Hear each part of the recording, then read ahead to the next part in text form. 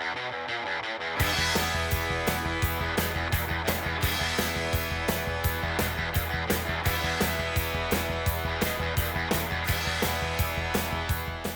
so here we are up in the Yates Manor today and preparing for the Barleywine tomorrow. Doing up a 4-liter starter, waiting for that to cool down. It's almost there. Got my star sand there. Pitching out 4 vials, or 1 vial and 3 pure pitches of WLP 007.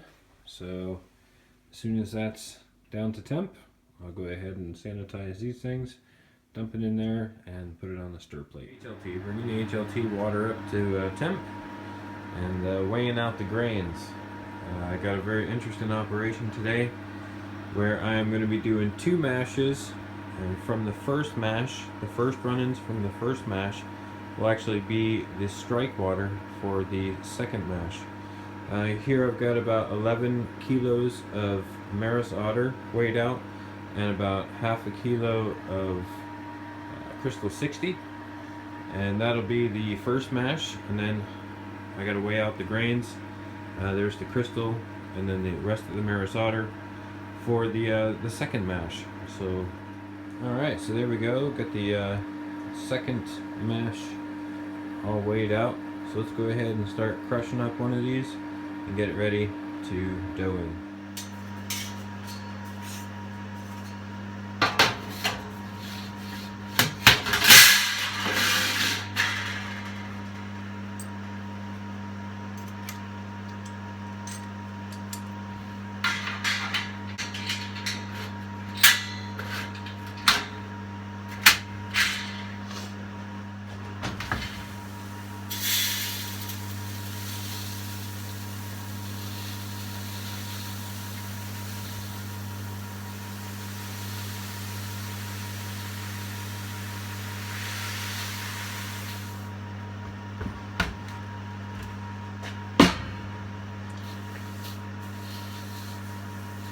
That's a lot of grain right there.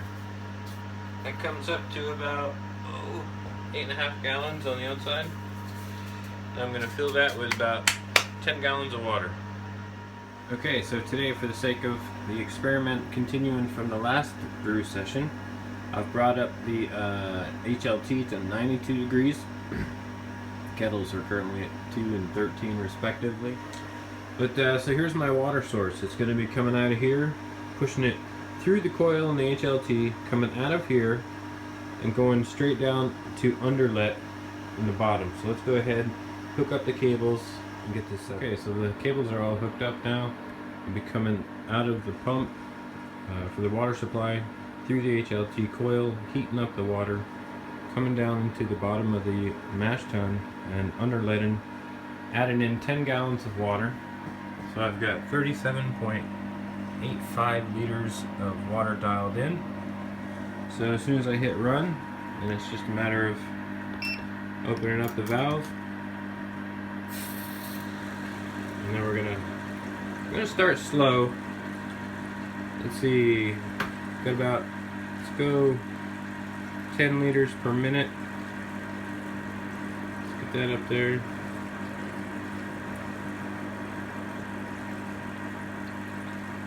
Two liters so far. And I want to see what our temperatures are when we're coming in here to the bottom. You can feel it, it's pretty warm. If I look up at the mash tun, I see it's 53 that's coming in here. So if I slow it down, it's going to increase that temperature a little bit, but it's going to take a little bit longer to fill, which might be okay. Let's back this off to about, let's say 5. There we go, 5.5 liters a minute. And then we'll come up here, we'll see if our temperature starts to raise up a little bit. It is, so the temperature coming in is starting to raise up a little bit. You can see the temperature of the mash tun has dropped about 9 degrees. Now 61, 62, that's not a bad mash temperature. I mean, it's a good place to start. So we'll see where it ends up when the HLT or sorry, when the mash tun gets up to 10 gallons of water in it. We'll go about 23 liters in. Temperatures about 50 and 69 respectively. Water is starting to reach the top of the grain bed. Just pushing the grain bed up a little bit now, getting all that air out of there. Alright, it's looking pretty good. Looking pretty good.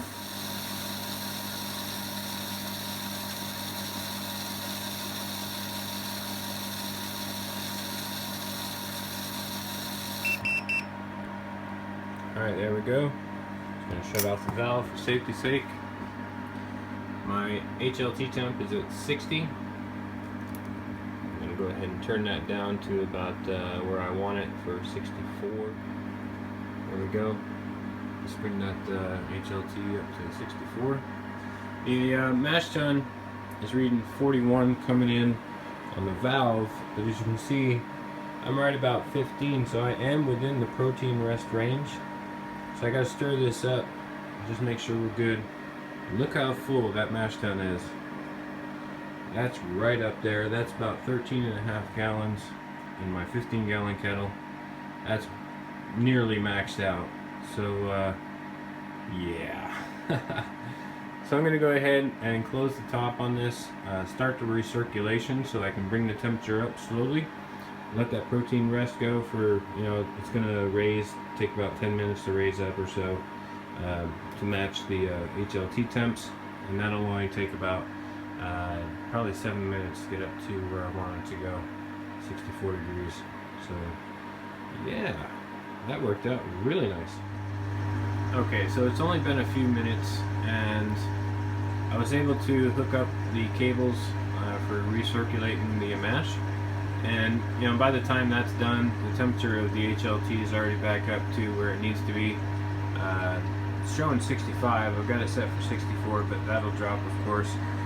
48 degree wort that's coming out of the mash tun down here, coming out of the bottom of the mash tun, going up through the coil, recycling through the top, and of course just going to maintain that temperature for the duration of the mash. Right now, when I finished stirring things up, it went down to 50, and now it's back up to about 54, and it's going to continue to rise up to 64 where I've got the HLT set at. So I'm going to go ahead and say that that's good. So this mash, 60 minutes has begun. So we're going to get it, I expect it to be about a 15-minute protein rest, and then a 45-minute saccharification rest. Okay, so checking the pH right now without any salt additions, I'm at 5.52, and for this batch I'm using here for a little bit of guidance this sort of salt regimen.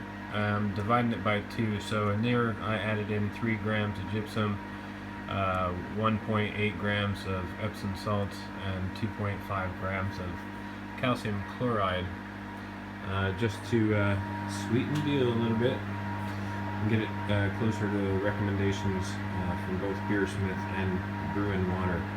So yep, I'll take another pH reading here in about another 10 minutes. We are currently 27 minutes into the mash, and you can see currently 62 in the mash tun, 64 in HLT. So yeah, because this is such a big beer, I really do want to get as much fermentables out of it as possible. So pretty happy with where this is.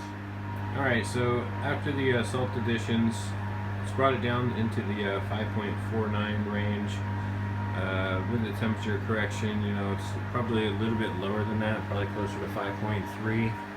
We're currently 49 minutes into the mash, and things are progressing along nicely. The salt additions for this one, you know, the pH where it was just fine for the mash, but the additions for this one are really more about the flavor compositions, the sulfate to chloride ratio, and drinkability more than it has to do with pH. So that's why I'm adding salts to this. You know, my water here is only about 30 parts per million of calcium. Any beer that you brew should be at least 50. So it's really about bringing those numbers up, making sure the yeast are going to be healthy, will have good fermentation, and yeah, good flavor. Okay, so I let this go on for a 75-minute mash, 77, and liming. Anyways, I did up the temperature here, came up to 65 for the last 25 minutes of this mash. Now I'm going to go ahead and well, mash out, but I'm only taking the first run-ins. First run-ins I'm going to put into a bucket, and I'm going to use those first run-ins as the strike water for the next mash. So let's go ahead and do that. So here we go, draining first run-ins. Looking nice and clear, smelling awesome. And I'll go ahead and just take as much as comes out. And that'll be used for the strike water in the next mash. Okay, so the gravity sample on this guy is about 1054 on first run-ins. So about 1054 on first run-ins. And fill that up now. Yeah, just to get a temperature reading, so that was 1054 at 52 degrees Celsius. Alright, so just so I can confirm my other findings, you can see I'm looking at about 1050, 1052 at 61 degrees. Okay, so now it's time to empty out the grains. I'm going to put them in this bucket here, and I'm actually going to see if I can get another beer out of this today. I mean, obviously I should, it was such a high gravity. And then I'm going to go ahead and put these grains in the mash, and then use this volume, which we got about 26.5 liters worth of wort. So that means I'm going to have to come up probably with about 10 liters of water to add to this, in addition to the wort, for strike. And that should put us right around where I want to be. So yeah, let's get that done. Okay, so the grains are out. That's as clean as I'm going to make it. Now I'm going to go ahead and put these grains in there. Okay, so I'm doughed in on the second mash using the first run-ins from the first mash. I'm up to about 10.5 gallons. Last time I came up to about 12, so I'm about a gallon and a half short. So I'm about to put in 11 liters, and that's going to bring us up to roughly where we were before. So it should be a total volume of 20 gallons plus. And then the end game, of course, is to end up with about 13 gallons in the boil kettle. So I'll have a 10-gallon batch at the end of the day. So I've got the HLT up to 80 degrees, and I'm going to go ahead and push in some cold water through it, underlet into the mash tun to bring in that 11 liters in here in addition to what's already in there. So let me go ahead and do that, and then I'll come back. Here we go, I got about 4.6 liters in there already. It's coming in the bottom of the HLT at 65. Dropping the temperature of the HLT, which is good, and bringing my volume up to where I want it to be. Great. We'll get that mashed right, and then we'll rehook up the hose for recirculation. Alright, so I got them all hooked up, recycling now. The mash tun is there. Got the recycle coming through. It's a pretty good pump. It's not like it's too thick or anything like that. So the false bottom here is doing really well. Coming out of here through the pump, through the coil, and back up into the mash tun as per usual. Of course, the HLT is over there. Temperature on this guy is currently 58, 59, 60, and rising. The temperature on the HLT is unfortunately at 77, which is kind of a mistake. I dialed it down to 64. Yeah, it was up high because I was setting the temperature for pushing the 11 liters through the HLT and then trying to get the offset right. But it's coming down, the temperature is coming down slowly. The temperature that's going out of the bottom of the mash tun is 54, which ain't bad. So by the time that gets up to 64, 63, 64, then this should be back down to around 64 over here as well. Yeah. Well, just to add on to that, just to show you not everything's always perfect here. Here it shows I'm already at 64, and of course I don't want that to go any higher. So the mash tun, or the HLT, sorry, set at, currently now at 74. So I'm going to go ahead and open this up, stir it around a bit, and hope that that temperature drops down, or at least stays around 64 where I want it in the long run.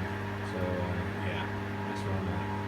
I'm going to go ahead and just stir this for a little while, and then we'll check back in after. And okay, continuing on with the saga here, we're at 62, 63, and the coming out of the bottom is at 58, which is okay, but the HLT is still at 73, and you know, bringing on my hey, let's think for a minute hat. I've got tons of cold water right here. I've got space. Why don't I just put some cold water in here, bring the temperature down? So that's what I'm going to do, and equal things out again.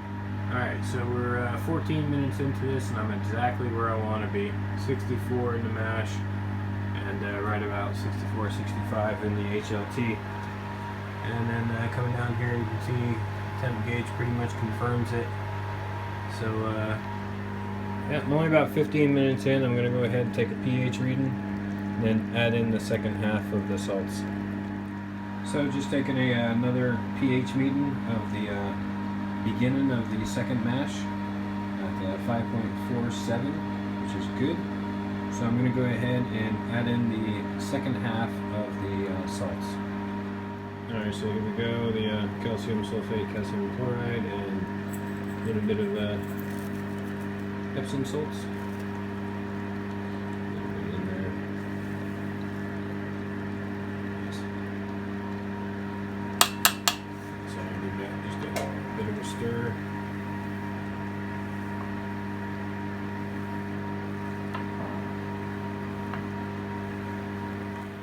Okay, so my estimated pre-boil gravity is 1.105, and you can see I'm just under that, which is a little bit disappointing because I know that I'm going to get maybe out of here about maximum 26 liters, maybe 26 and a half, into here. What I actually want is something closer to 37, so I might actually have to compensate for that. Well, cranked her up to 74. I'm going to go ahead and mash out. Just check the gravity a final time. I'm about 62.5 minutes over the mash.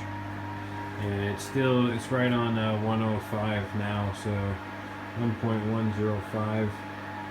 So I'm going to see as much as I can get from this. I'll probably have to sparge a little bit. Okay, so I switched the lines around. Now I'm no longer recirculating. I am going straight from the mash tun into the boil kettle. And I'm starting to fill it up.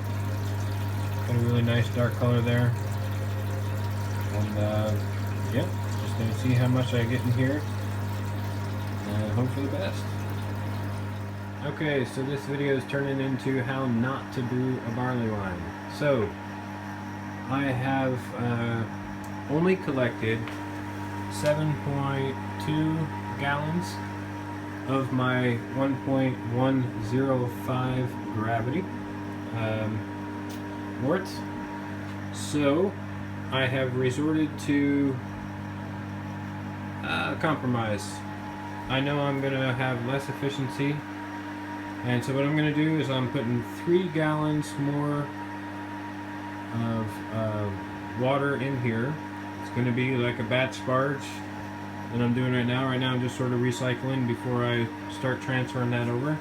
So adding 3 gallons here from this batch, which will get me up to about a little over 10 And then I'll take 3 gallons from this guy, which is I still have, which I was going to save for the session beer.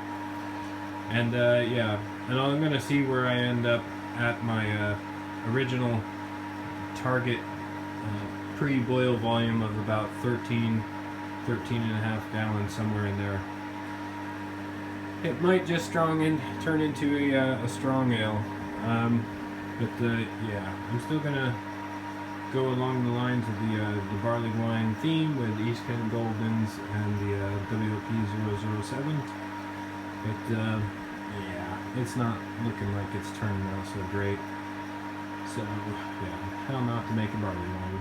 Okay, so the bucket I used to take out the first run-ins is now going to collect the third run-ins from this mash, which is still running at about 1068. So that'll become the second beer a little bit later. So let me go ahead and just capture about 4 gallons from here, and then I'll take 4 gallons from there. Actually, I'm going to do second run-ins from that into the boil kettle to bring it up to 13 and a half gallons. And then I'll take the third runs from it, 4 more gallons, to put it on top of that 8 bucket for a total of about 8 gallons for the second brew of the day. Alright, so we've got the first mash back into the mash tun. And I've got it filled up with 3 to 4 gallons of water, and now I'm going to go ahead and transfer that over into the boil kettle, which is currently at about 10 and a half. So trying to get that up to 13 and a half. And then we're going to check the gravity, then see where we're at and decide what we're going to do here.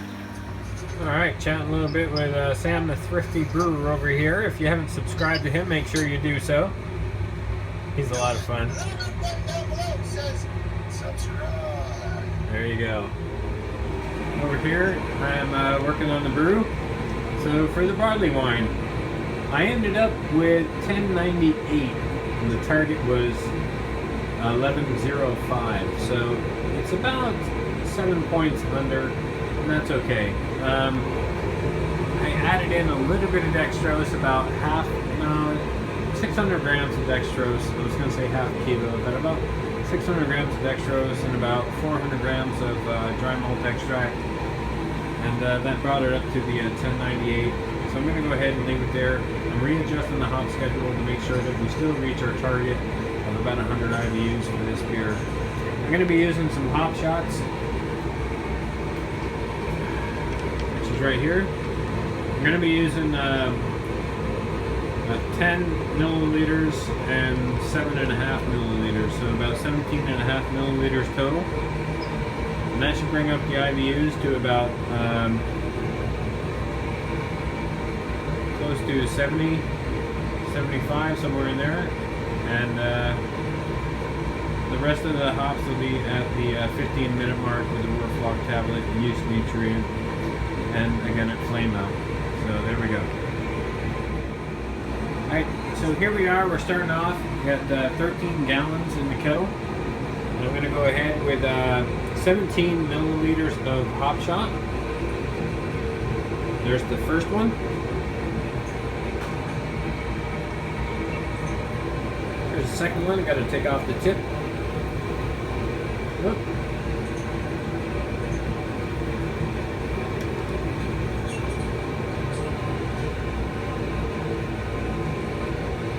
There we go.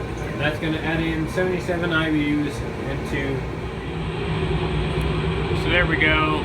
Right about 1.05. It just added in the hop shots. We're pretty much on target, so pretty happy with that. Alright, here we go. It's 120 grams of East Kent Goldens, Warflock tablet, and 2 tablespoons of yeast nutrient, since it's such a big beer. 45 minutes in, there it goes. And yep, 15 minutes to go, and that's about it. That's all there is for this beer until we dry hop it. I will be dry hopping it with some Centennial, Simcoe, and possibly some Chinook. And that's about it. I'm going to stir that in and Wait till the end. Wait till flame out. A little bit of hop debris in there. Looking at 39 degrees. 39 degrees in there, and we're dropping down. But we've got really nice cool temperatures here. And time to go ahead and start putting that into a bucket. And then we'll go ahead and start putting those here into our fermenter. It's all already clean, ready to go. So here we come straight out of the boil kettle, through the pump, down full of chiller, straight into the bucket, through the screen, naturally aerating it. I'll go ahead and throw some pure O2 on it afterwards. Okay, so the first 20 liters is in. Currently collecting the second 20 liters. There we go. Here's the first one. So yeah, we'll come back with a gravity reading afterwards.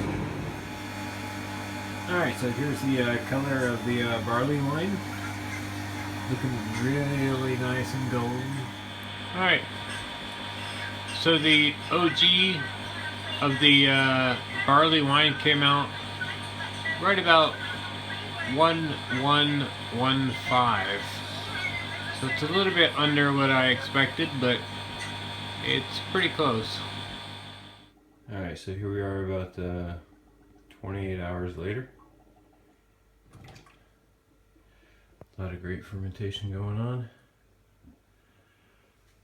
A little bit of blow off going out there. You can see it's, even though the gasket's up in there exactly as it should be, I've got a couple of blowouts on the side. Heavy breathing, I just finished working out. But yeah, that's the barley wine. And over there, that was the from the third run-ins actually. So that's a 1040 beer with Centennial for bittering, and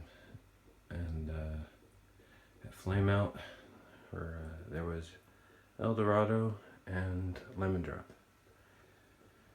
So yeah, you can just see the CO2 coming out of there. That's pretty intense.